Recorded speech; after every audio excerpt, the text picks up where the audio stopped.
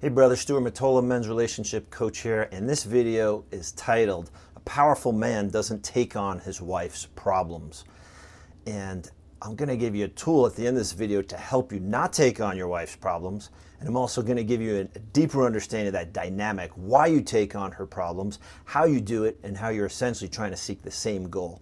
So first off, if you're watching this, please like or follow me on this platform. Leave a comment below. And if you're watching this on YouTube, please subscribe to my channel to the lower right and click that little bell so that you get notified when these videos come live. I create them every week. So the pattern I see consistently with guys that I coach is that they want the problem to go away. So that could be his wife comes to him with a problem, a body image problem, a diet problem, a health issue, a work issue, problem with the in-laws, your mother, something where she's wanting to talk to you about it, and you're trying to, you're doing your normal dude thing, like, okay, how do we, work on this? How do we make it better? How do we fix it?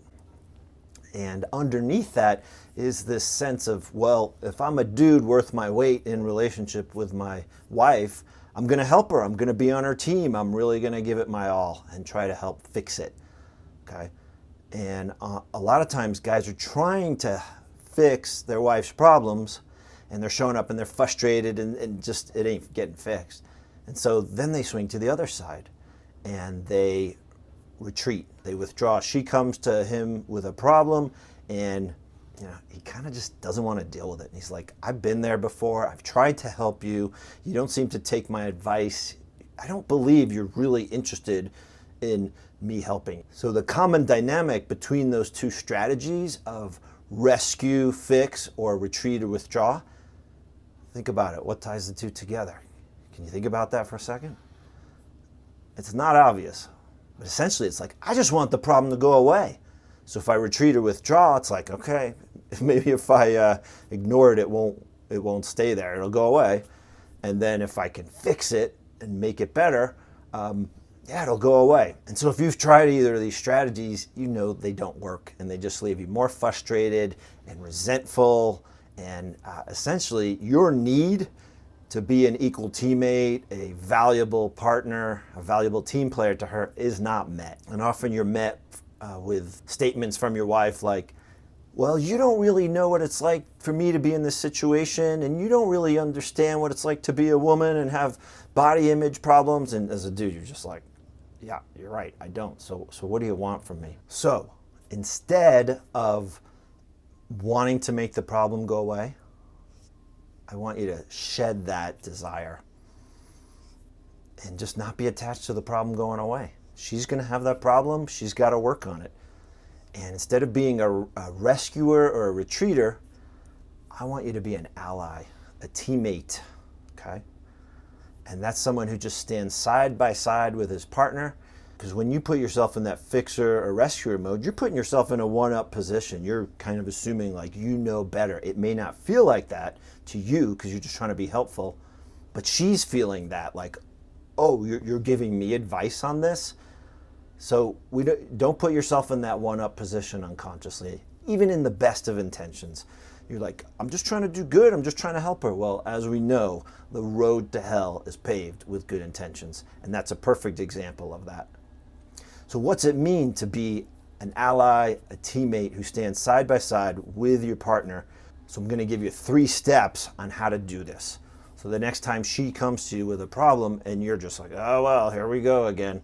I'm not going to be able to help her, but I'll give it my best shot. I don't want you to be in that victim role. I want you to be empowered, and I want you to be a powerful man. So here's the 3 steps. First, notice inside of you the impact and self-judgment you have on yourself for feeling like you're failing her or you're not making it better, whatever that problem is. So notice that. That's between you and you. That's about you. That's not about her, okay? That's about your self-esteem, and that's about your self-worth. Am I a worthy partner to her?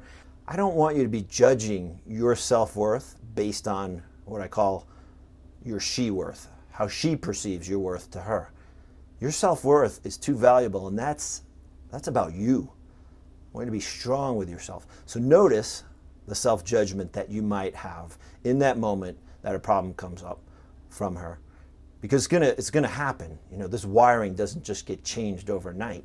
You're gonna feel those old patterns. But if you can feel that self-judgment or feel that sense of, you know, oh shit, I'm gonna fail her again, or nothing's ever enough, then you can tame it. I like to say name it, tame it. And this is between you and you. And this might mean, you know, when she's talking to you about a problem, you might need to pause, you might need to take a minute outside, you might need to say, hey, I gotta go to the bathroom. You know, whatever you need to notice that within yourself. And once you notice it, you can be like, oh, okay, I'm catching that. Let me put that to the side and really be fully present for her, okay? And let me, in that space of noticing your self-judgment, that's the key to letting go of wanting to make her problem go away. Because the only reason you want to make her problem go away is because it impacts you negatively. So the biggest burden to you is that self-judgment. Now there's a secondary burden, which is like, well, I gotta live with it, and she's always talking about, you know, my mom and how much she hates dealing with my mom, or I always gotta hear about her body image, and I just get tired of hearing it. Okay, that's valid. We'll deal with that in step 3, and I'll get to that in a second. But step 2 is to repeat back what you heard her say. Hey, can I pause you, sweetie? I just want to repeat back what I heard you say. I want to make sure you heard and that we're on the same page. I hear you saying that, you know, you're having challenges with my mom. You'd really like me to, you know, talk to her, etc., etc. Okay, in that case, she's been clear about what she needs. But if she's not clear about what she needs and she's just, you know, going on a tangent, you get to also ask, what do you need? Okay, what do you need from me? What would you like of me? And I want to be clear, in that moment, you get a chance to decide how you want to respond. So again, if you're going back to self-judgment, you're going to respond in a sideways way. But if you actually just go into, oh, can I do that? Can I call my mom? Do I feel like that's going to be best for this situation? Or is that me taking on something that I really don't want to take on? But yet I also want to figure out a way to be on her team. So in step 3, you make a request and you reassure, okay? So the request could be simply, I want you to call my mom, and I want you to deal with this directly with her. And I'm willing to be on your team and help you out, and we can talk afterwards and check in. Is there anything that can be helpful now before you approach that conversation? Well, no, I want you to call her, and she's your mother, and you stand your ground and you say, sweetie, I want to empower you to work it out with my mom, and just speak what you need to say. Well, she's going to freak out and da-da-da-da. But hold strong here, guys. This is you being a powerful man, okay? Stay strong in what you can give, and notice that you're not rescuing and you're not retreating. And so what you are doing instead is you're standing as a powerful ally side by side with her, okay? So remember, I-R-R, impact. You're feeling the impact within yourself, the self-judgment, pushing that aside. The R is you repeating what you heard her say and you're asking her, what do you need? And the third is the request and reassurance.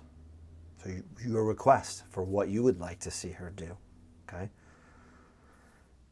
It's much more powerful for you to make requests than to complain. And the same thing on her side as well. So a lot of guys aren't going to want to do this because they're like, oh, that's too much work and I don't want to deal with this. And so notice if that's true for you. Are you just wanting to complain about it, or are you wanting to actually change it? And underneath that is, are you willing to fight for your marriage or relationship? Are you willing to do the work? Or do you just want information? The guys that I work with want to do the work. They want to make change. They're willing to step in, and they're not going to go it alone. And they want a powerful ally on their side to hold them accountable and to help them change behavioral patterns that have had them in losing strategies, such as rescuing or retreating. So take action, man. Go after what you want in your relationship. And if you want support and accountability, I'm going to leave an email link below where you can contact me.